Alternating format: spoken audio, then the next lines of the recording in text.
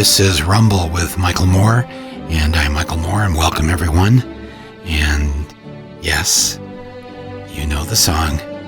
It's that time of year. It's graduation time. Seniors graduating from high school and from college at this time. They start college graduation a little early, but right now we're right in the thick of the high school graduations. And of course, over the years, we've added various other graduations. Now there's kindergarten graduation. There's first grade graduation. There's either before you go to middle school, so it's either fourth grade or fifth grade graduation, depending on how your middle school. You got to graduate from elementary school first. Then there's middle school graduation at eighth grade. And then there's high school graduation. Man, that's the racket to get into. Caps and gowns, right? Somebody run with that. You're thinking about it. I know you are right now. But this has been an interesting year. And thinking about graduation now, this week, to all the people that are graduating out there, preparing for today's show and our special guest that we're going to have joining us shortly. The Valedictorian gave the graduation speech at Lake Highlands High School in Dallas, Texas, a little over a week ago, and that speech went viral. She threw out the prepared text that had been approved by the school administration and decided to give the students and their parents something else. Her name is Paxton Smith. She will be my guest here in just a few minutes. But in preparing for this podcast today, I sort of flipped back and started thinking about my high school graduation some X number of years ago. But it was a wild graduation that night. First of all, something was going on that none of us in the country, and certainly none of us at my high school, knew was going on that night, which is that 5 burglars were breaking into the Watergate to bug the offices of the Democratic Party committee, the head of it. And so I'll always remember that date in June, but on that very night, that's when Watergate happened. That's how it comes back to me in my head, first of all. And then I start thinking about how, 5 days before my graduation, I had been elected to the school board. I had run as a 18-year-old and got elected. It was the first time 18-year-olds could vote. The voting age had just been lowered from 21 to 18. And so here I am that night, standing in line to walk out onto the football field for graduation. I had been elected by my class to be the spokesperson for the class, to give the graduation speech on behalf of the class. And I'm not quite sure how I was elected to do this. A couple weeks before that, they had that kind of thing where they vote on, the class, votes on most likely to succeed, best dressed, all those things. I think they still do this in most high schools. Of course, I was not voted most likely to succeed. I think that went actually to a student in my class that went on to invent or co-invent Barney the Dinosaur, the cartoon for kids. She was in our class, and I don't remember who got voted what, but I did get voted for something, and it was class comic. My fellow classmates, sometimes it's class clown, depending on what school you're in, class comic, usually given to the Weisenheimer who sat in the back of the classroom throwing out various wisecracks to keep everybody laughing and annoying the teachers to death. That was me. And then a couple weeks, then I'm elected to give the speech. And I'm thinking, oh, you know what? They probably, because, okay, he's kind of a funny, weird guy. So he'll give a funny, weird speech. And I think that's pretty much what I had decided I would do. And then I heard that there was a student who had gotten really high grades, all A's, a couple B's, but was not allowed in the National Honor Society and was not going to be given those honor cords, the honor things that they give you if you have a high grade point average, because at that time, remember this is back in the day, he was in a wheelchair for life, very hard for him to function, quadriplegic, very hard to talk, And so he had to be schooled at home, but was graded and got these great grades. And it was announced, or somehow, I don't know how it got around, that even though he gotten grades similar to those of us who were in the National Honor Society and who were in the, top, 30 or 40 of the class, he wasn't to get any of that. He wasn't to get any honor cords. And I just thought, damn, that is like so harsh and wrong. So I had kept my honor cords from my 8th grade graduation. And I went looking for them and found them in the basement. And I stuck them in my pocket. And I thought, you know what, he'll be there. I think Gene was his name.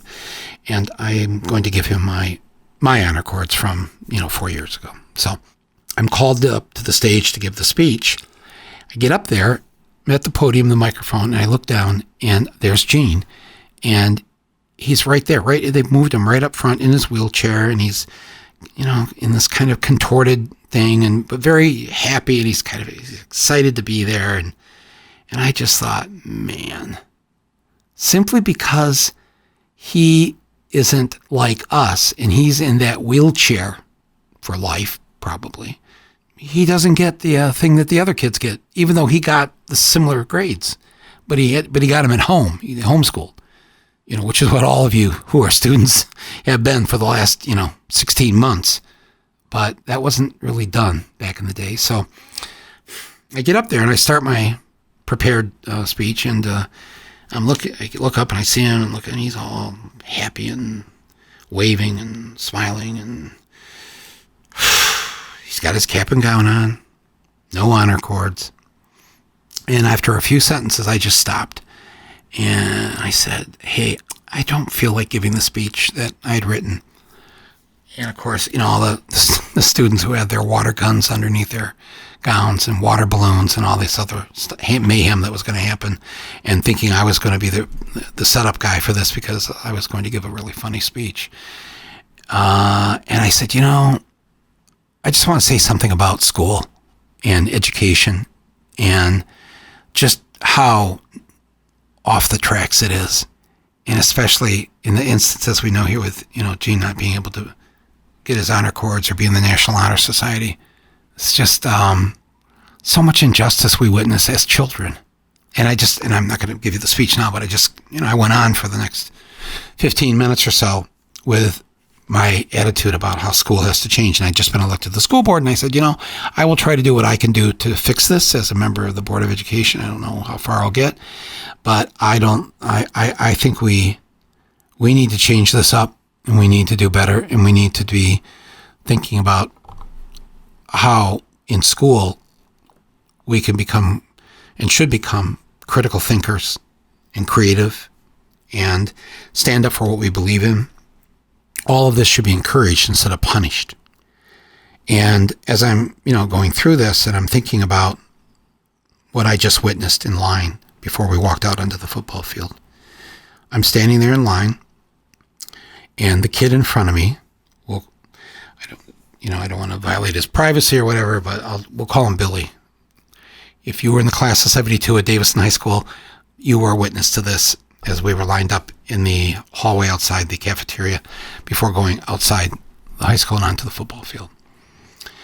And the assistant principal in charge of discipline, the one who always walked around with a paddleboard stick, to whack you, he's checking all going down to make sure every boy has a tie on, because you had to follow the dress code. You have to have a tie on. And he's pull down your gown thing. There's your tie. Okay. Check, tie, check, tie. And he comes to Billy, pulls it down, and he goes, where's your tie? And Billy says, well, this is a tie.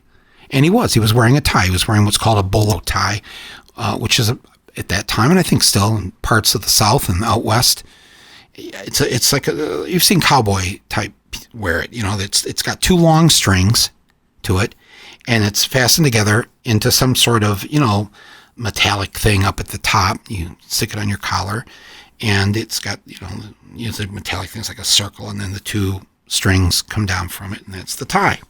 It is a tie, Mr. Ryan. So he's explaining this to Mr. Ryan, and Mr. Ryan says, that's not a tie.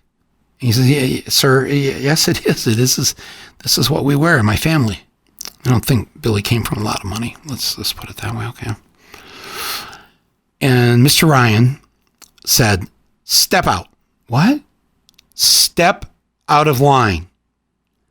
But. And he grabs Billy and yanks him out of the line that we're all standing and waiting in. You're not graduating. You violated the dress code rule. You're out. Get out of here. And I'm standing there watching this. I've just been elected to the school board. I haven't been sworn in yet. I'm about 3 days away from that. But I'm essentially been elected. I'm this guy's boss now, the assistant principal. And I'm standing there and I'm just gritting my teeth. What should I do? What should I say? I should damn it. Damn it. And before I could think about what to do, Billy was yanked and gone. And to this day, when I think of that moment, and as I tell you this story, I am ashamed of myself, embarrassed. Where was my courage? I should have stood right in between the two of them, looked right in Ryan's face, Mr. Ryan, said, he's not going anywhere. He's staying right here with us. And I know the rest of the students, if any of you are listening, you know what I'm talking about. We all would have stood with Billy. It would have, we could have stopped this. But yet, you're afraid. You're 18. Some were 17. No excuse, though. No excuse. And I thought about it all the way out, the march out to the football field. Not proud of myself. This is probably why when they called me up to the stage, I was in such a fit about this and about myself. And when I got up there and I looked out at the crowd and I looked down at Gene in his wheelchair and I just said, fuck it. Fuck it. And I tossed the speech and I said what really needed to be said. And I thought any second they're going to cut this microphone. They're going to pull me out of here. Mr. Ryan is sitting behind me on the stage, the assistant principal. But I didn't care. I just motored on. And I closed by saying that, we all of us young people, we're not going to tolerate this stuff anymore. Some in my class would, that year, go on to be the last of young boys drafted and sent to Vietnam. I ended up with a high lottery number, so of my birthday, they pulled bingo balls out of a machine with your birthday on it. And that was the order they called up people to go into the army and go to Vietnam. Yeah, I had my plans. I wasn't going to Vietnam, that's for damn sure. I also wasn't going to jail. So living just a few miles from Canada, my friends and I had made our escape plans. Maybe I'll talk about someday. But didn't need it because my birthday was so high up in the calling of the numbers. But that night, that Watergate night, the night I graduated from high school, the night I didn't give the speech I was supposed to give, a speech that upset the administration and what would become my fellow school board members. And at the end of the speech, I said, Gene, I'm sorry this institution couldn't find a way to give you the honor cords that you had earned, and earned under much more difficult circumstances than the rest of us. So I still have my honor cords from 8th grade, and I'd like to give you them as your honor cords for tonight. And I walked away from the podium and from the administration people on the stage and hopped off the stage and took the honor cords out and put them around Gene, who was very, very happy. And the class, my class, the crowd went crazy. I don't know if the parents were so crazy about it. I don't have a memory of that. My parents were, but people I graduated with, this great class of really, really wonderful people. It was a great moment. And that's the story of that night, of graduating from high school. It's the last thing I graduated from. I didn't last more than a year and a half in college and dropped out. But I'll always remember that night, and I'll always remember the shame of not conjuring up the courage that I knew I had within me to stand up to this 6'4" brute of an assistant principal. And a resolve, I think, from that night forward to try to never back down or never remain silent again. So maybe that has to happen to each of us at some point. And at that point, we make our turn and we find our voice and we do brave things sometimes. Try to. So I want to welcome a new underwriter to this podcast, and they are Liquid IV. Liquid IV. Hydrate, hydrate, hydrate, right, folks? The importance of water, H2O. But with especially our American diet, we are missing out on various nutrients, vitamins, and things we should be getting naturally through the food. With one stick of Liquid IV in 16 ounces of water, you get 2 to 3 times faster and more efficient hydration than just the water alone. So on a hot weekend like we had this past weekend, those kinds of days where you're feeling, wow, I am dehydrated, or I'm not drinking enough water, I thought I was drinking enough water. Well, when this moment happens, it's Liquid IV to the rescue. And also, this company, who is now underwriting my podcast, is donating 4 million servings in response to COVID-19. These products are being donated to hospitals, first responders, food banks, veterans, active military. Liquid IV has to date donated over 10 million servings around the world. That's amazing. It not only tastes great, it is quite the boost on all kinds of days, not just hot days, just stressful days where you're working a lot, whatever. You can get 25% off when you go to liquidiv.com and use the code RUMBLE at checkout. 25% off your whole order. You can also get Liquid IV in bulk nationwide at Costco if you prefer. I'm grateful to them for underwriting this podcast. So, Nick, can we crank that song back up? We're going back into graduation 2021.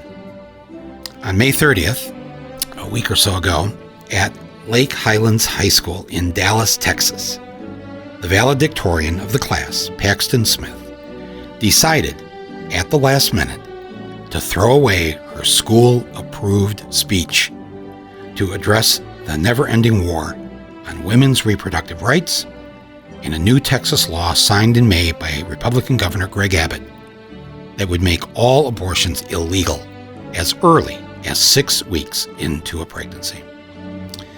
Paxton's speech denouncing this assault on women's rights went viral and has caused a rumble, a good rumble as far as I'm concerned. And I was so moved when I watched her give this speech online, after the fact, of course, and wanted to have her come on our podcast this week, and she has graciously agreed to do so. But before we bring her on, let me play her graduation speech for you. This is not a long speech. This is how all speeches should be, a little over 3 minutes. That's all it is. So take the next 3 minutes to listen to Paxton Smith deliver the graduating class address at Lake Highlands High School in Dallas, Texas on May 30th. As we leave high school, we need to make our voices heard. Today, I was going to talk about TV and media and content because it's something that's very important to me. However, under light of recent events, it feels wrong to talk about anything but what is currently affecting me and millions of other women in the state. Recently, the heartbeat bill was passed in Texas.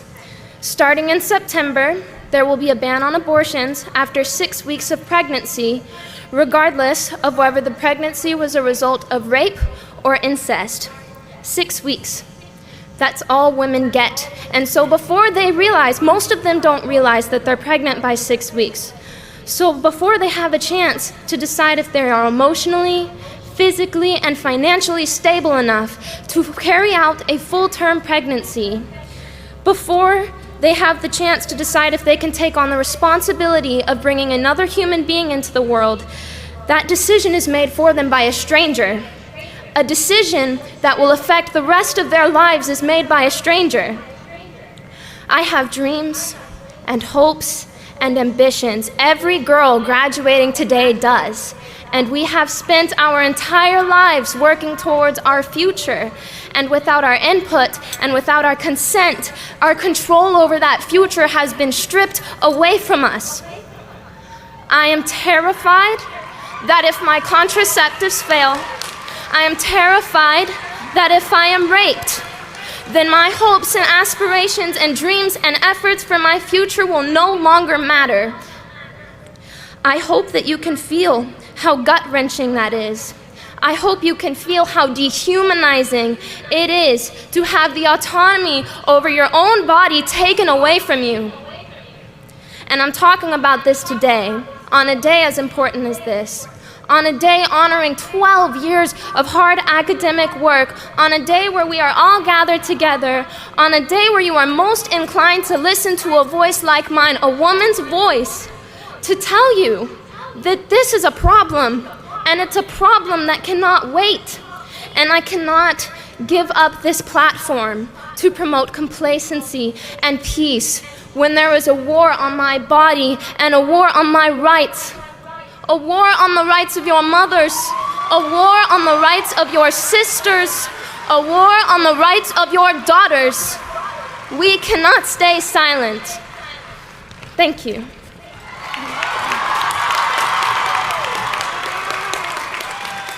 And there you have it, Paxton Smith with the graduation speech of the year from Dallas, Texas. And I'm very honored to have her with us here today on Rumble. Welcome, Paxton. Hi, thanks for having me. Oh, no, thank you for being on the podcast here and for the speech. I think by now millions have watched it. Some people just heard it for the first time here on Rumble. But maybe just give us a little bit of background in terms of how this came about. Had you written a speech, and did it have to be, it said here when I read this, that it had to be approved by somebody in the school. Did you have to show it to somebody? Yes, I actually wrote a different speech entirely about media and content and how it's affected the way that I view the world. And I was anticipating making that speech initially, but I ended up switching it, as most of the headlines suggest, at the last minute. What was going through your mind when you're thinking, boy, there could be some trouble here without them approving this? I know there's a First Amendment. I know that the Supreme Court ruled back in the 60s that students do not lose their First Amendment rights when they pass through the schoolhouse door. That's the actual quote from the Supreme Court back in the 60s. So you do have rights. I'm just curious what was going through your head and how, concerned or maybe even afraid you were to change this thing up at the last minute. After the passing of the heartbeat bill, I think there was just a turning point for me where I thought, okay, enough is enough. Because, of course, I had seen all of the restrictions that have been put in place across the country over the last year. Of course, I've seen them, and they upset me. But when the heartbeat bill was passed, that was really the final straw for me. And so I felt like I needed to say something, and I needed people to listen to what I had to say because I felt like it mattered. And I wrestled with myself a bit before I had made the speech.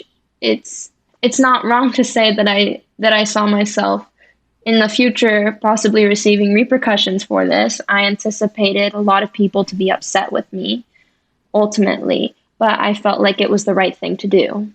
And so you went with what your conscience said right was the right thing to do. And you were aware that there may be repercussions for this, either from the school.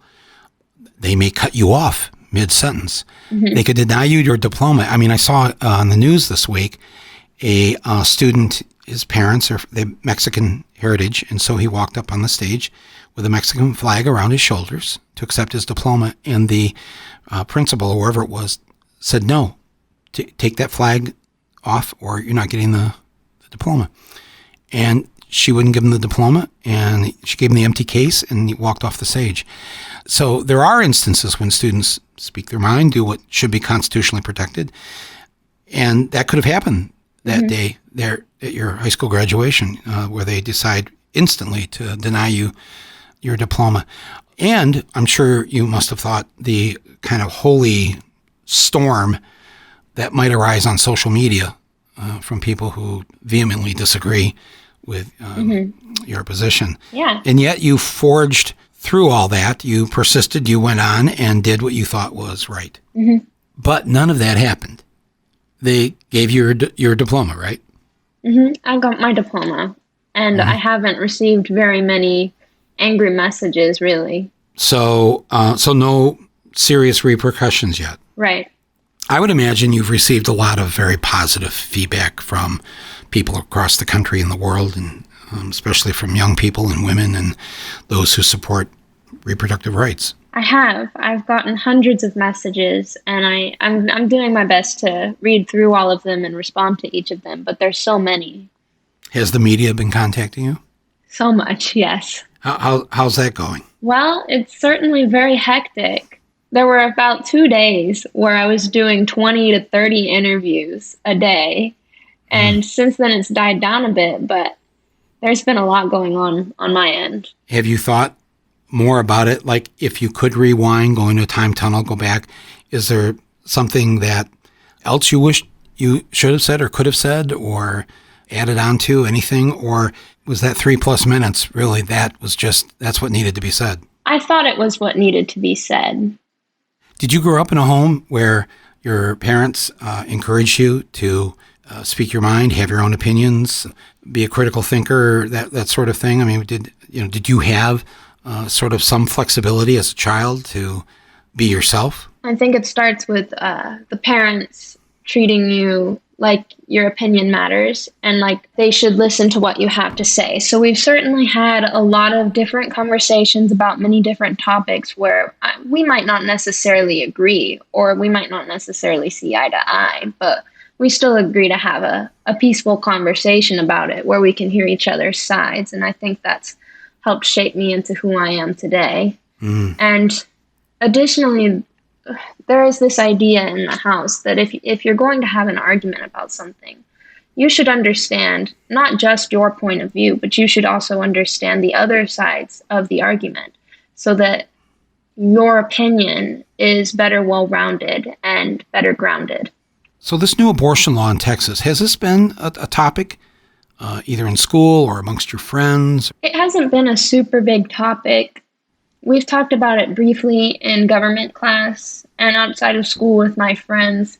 It just depends on their level of comfort with discussing that topic, because for some people it is a bit uncomfortable. I was trying to listen when I was to the background noise during your speech, and it was hard to pick up. But especially when you started talking about this is a war on women, and this is a war on, people trying to take over control of our bodies. There was some noise. I couldn't tell if did you get applause for that? Were there boos? I mean, just curious what the reaction was in the moment. It was a very positive reaction. You can't tell on the video, but the cheers started about halfway through my speech, and they kept going up until the end, and it was very loud at the end. Wow, yeah, I could hear it at the end. And I was like thinking, again, this is probably just my own prejudice about Texas. No offense. I'm thinking this is Dallas, Texas, and they are cheering her. Yeah. Right? Yeah. I mean, walk me through that. It would be ignorant to say that there's not a large conservative proportion of the population where I live, and definitely at my school. So, like you, I was also very surprised by how positive the response was. It gave me hope, actually, that... Because I think there are things in Texas that are changing, even though we have these horrible laws, whether it's about abortion, whether it's about voter suppression, all the, just one thing after another, right? And yet you see signs of change happening. Ted Cruz barely gets reelected. It's, a very close vote. You see that 57% of the state is not white any longer. It's 43% white and 57% are Hispanic, Black, Native Americans. That's a change for Texas. I mean, you know what I'm saying? I mean, from a distance, it seems like things are changing, and perhaps we are close to things getting better. I certainly hope so. Where are you going to go to school if you are going to go to college? I'm going to the University of Texas at Austin, most likely to study music. Oh, wow. What kind of music? Recording technology or music business. Okay, so you're not a political science student. No. Are you politically active at all in any way? Define politically active. Well, we'll start with, are you looking forward to voting for the first time? Yes. And you will vote. So, okay, that's a first step. I don't know. Have you ever gone to a protest? Have you, do you belong to any groups? Do you have political discussions with friends or family? Okay, if that is the criteria, then yes, I would say I am politically active. I've been to rallies, and different political topics are not uncommon for me to talk about. Yeah, when I say politically active, I'm not trying to set the bar low here. I just want people listening, I want average Americans to know that they don't have to be big political leaders. Mm-hmm. They don't have to be politicians. They can just do what you just told me that you do. I agree. Which is, and imagine if most Americans just did what you described you doing. I think we'd live in a better country. I don't know. Hey, I want to ask you this. You said that you were going to give a speech on media and how it affects us these days and all that.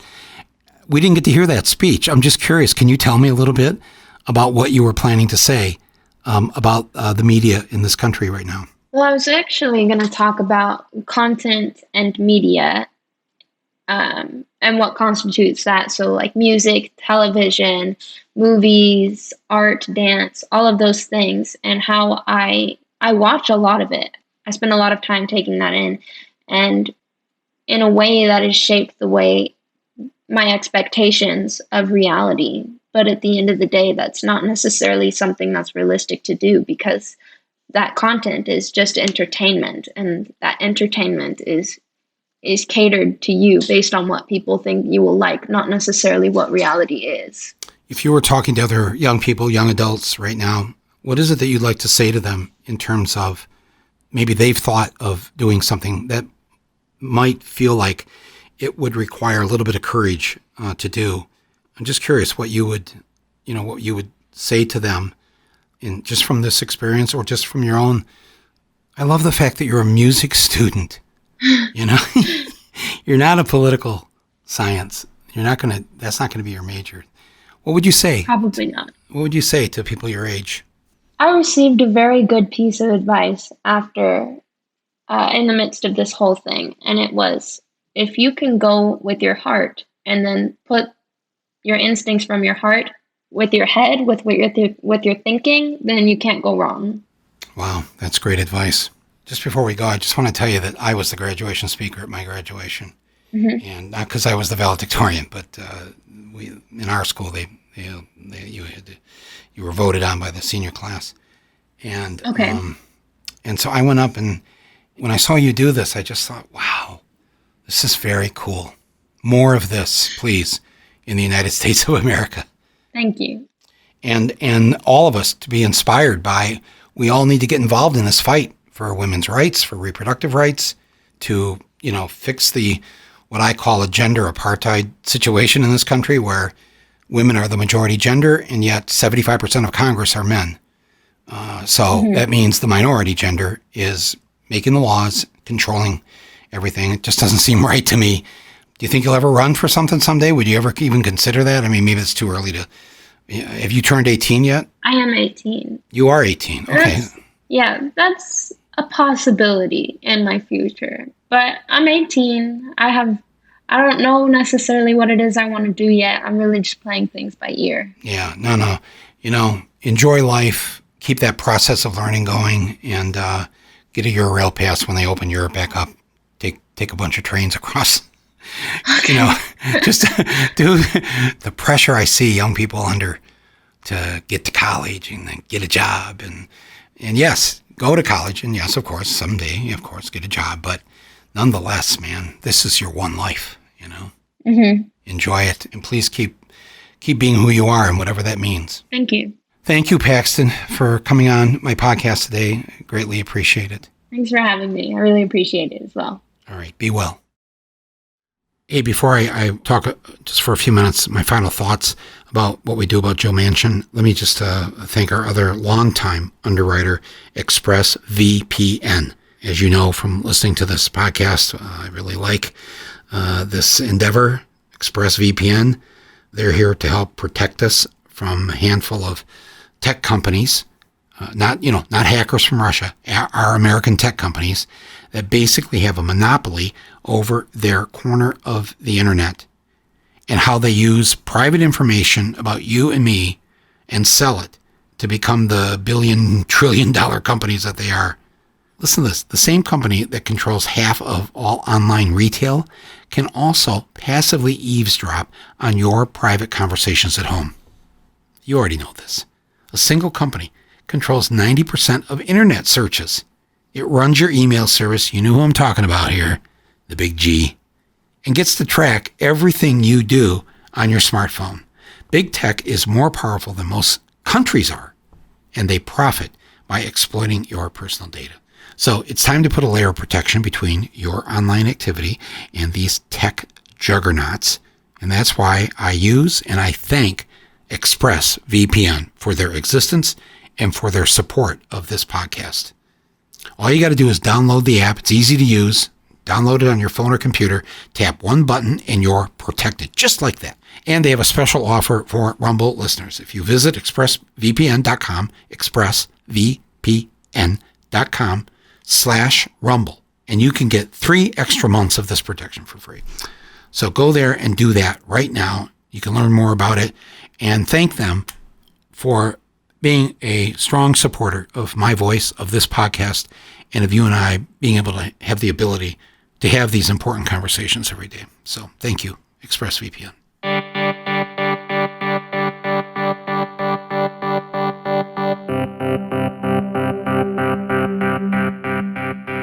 So before we go today,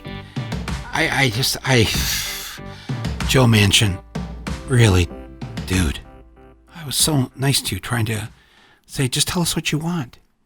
We'll get whatever you need in West Virginia, we'll get it there. I don't care if they call it pork, but he didn't respond. And from what I know, he didn't ask Biden for X, Y, and Z for West Virginia in exchange for him voting for these voting rights acts, for ending the filibuster, for the George Floyd Law Enforcement Act, the John Lewis Voting Rights Act. He's announced that he's going to put a stop to all of it. He's going to be the one vote that's going to block what the majority of 300 million Americans want passed. One man thinks he has the right to do that. Wow. And he said so on Sunday. He just flat out said, sorry, I'm not having any of this. And the Republicans leapt for joy, and they were like, wow, this is cool. He's one of us. And I was so bummed out all day Sunday after seeing him on the morning talk shows announcing that he was going to block all this good stuff. That night I turned on the Kennedy Center Honors, a hero of mine, a mentor of mine, and now a friend of mine, Joan Baez, was receiving the Kennedy Center Honors, which every year go to people in the arts who have essentially contributed a lifetime of great art for all of us and good works for the world. And so Joan Baez was one of the recipients, as was Dick Van Dyke and Debbie Allen, Garth Brooks. It was quite a ceremony and moving in many ways, especially the Joan Baez portion of this. So Emmylou Harris and Mary Chapin Carpenter came out to sing a medley of Joan's songs, either songs that she wrote or songs that she participated in making quite famous, such as the Civil Rights Anthem that she sang on the March to Selma and at the Martin Luther King March on Washington in 1963, there at the Lincoln Memorial, where she sang, We Shall Overcome. And so they sang, We Shall Overcome. She's sitting there in the front row, and they go into the second verse. And Joan is smiling and happy, and as she should be, richly deserved this award. And then right behind her, sitting right behind her, is Joe Manchin, Senator Joe Manchin. And what's he doing? Well, first of all, what's he doing there? Okay, I'm assuming anybody in Congress can go to this. And there's Manchin. And all of a sudden, he joins in singing the song as this tribute to Joan Baez. And he's joined. It's the second verse of that night, at least the second verse of the song. And so there he is on live national television, CBS, Joe Manchin. He was singing that.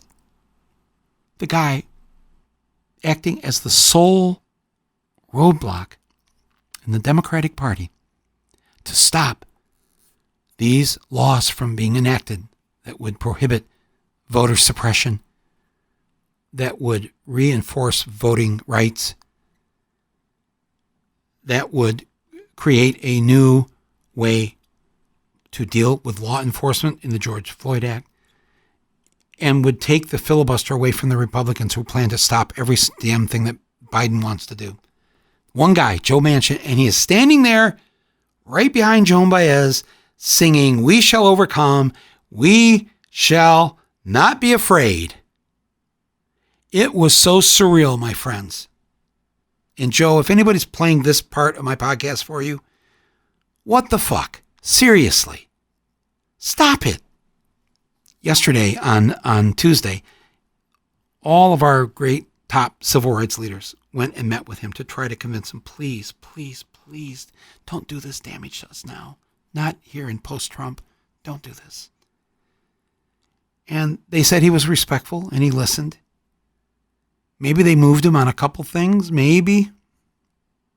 But no, he's not gonna stop. And he doesn't leave office until, this term that he's in right now, he's elected until January of 2025.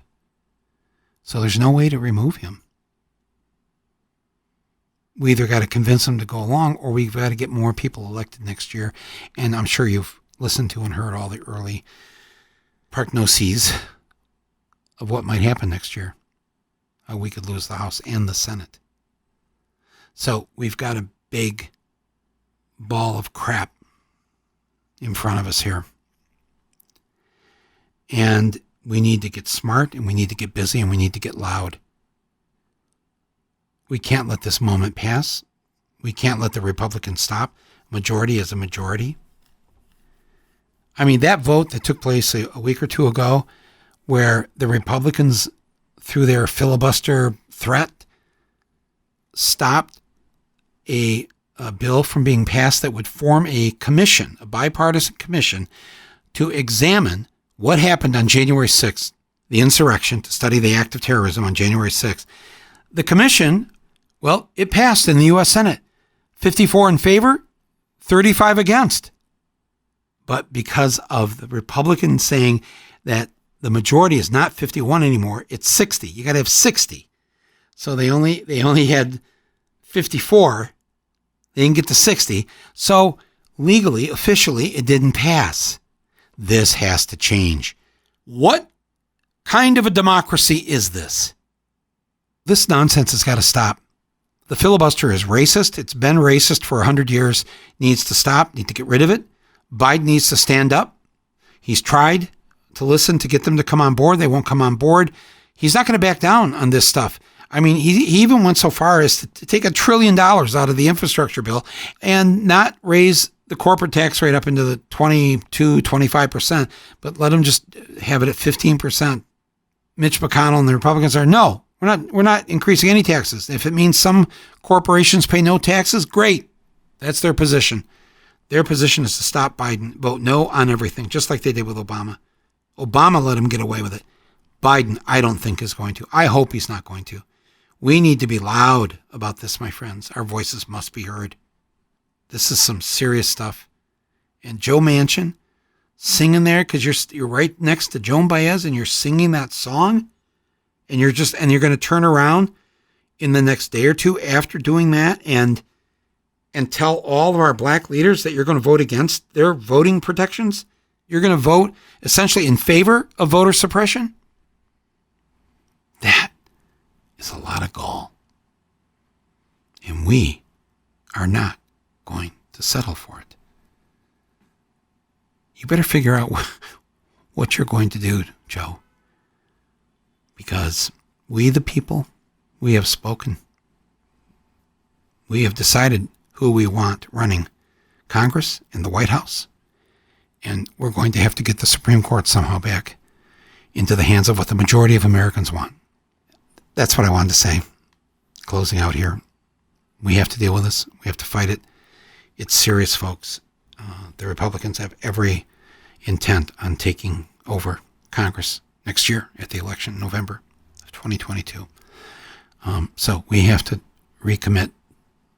triply recommit ourselves to making sure that doesn't happen, and that the things that the majority of Americans want take effect. I hear the music. The music is playing. I think it's time for now I have to march out off the football field and go on and live my life. I want to thank Paxton Smith for being my guest today. I look forward to what she's going to do in this world. And all of you graduates, whatever you're going to do, however you're going to do it, be yourselves. Follow your heart, follow your conscience. Question everything. See the world.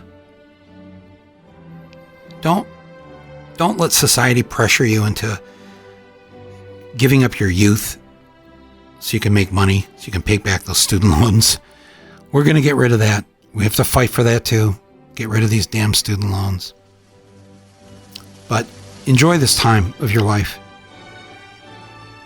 And be fearless. Be fearless the way Paxton Smith was last week. More of that. More of that from all of us, and we're going to live in a better country.